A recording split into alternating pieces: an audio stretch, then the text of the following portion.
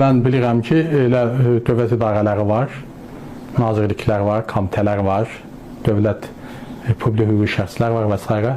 Orada müavinlər qalıb bir kənarda ya köməkçi, ya da ki bir müşavir bütün işləri həll edir. Qalanları sadəcə olaraq elə orada bir maket kimi otururlar. Əgər bir müavinin hər hansı bir məsələni həll etmək səlahiyyəti yoxdursa, sözü keçmirsə, mən onun özünə demişim, orada niyə oturmuşsan ki? İmtin elə də, düşünürsən ki, nə vaxtda məni nazir qoyacaqlar və sənin xalqa xidmətin, hər kəs ancaq özünü düşünə bilməz ki, hər bir müavinin ümumiyyətlə ciddi səlahiyyətlər olmalıdır. Özünün iş sahəsinə görə, özünün o sahəsinə görə də o işlərə cavabdehlik daşımalıdır. Ola bilsin ki, bir çox məsələləri nazirlə razılaşdırmalıdır bu. Təbiidir, bütün dünyada belədir.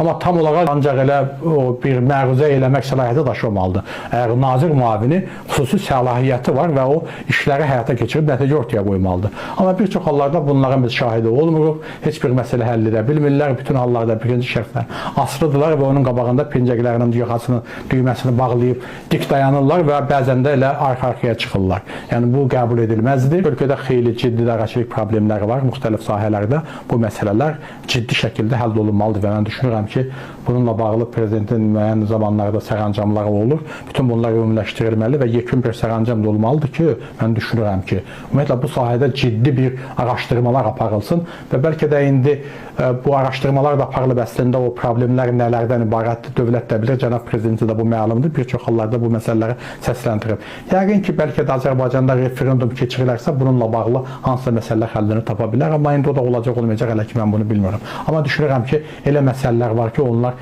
referenduma bağlı məsələlərdir.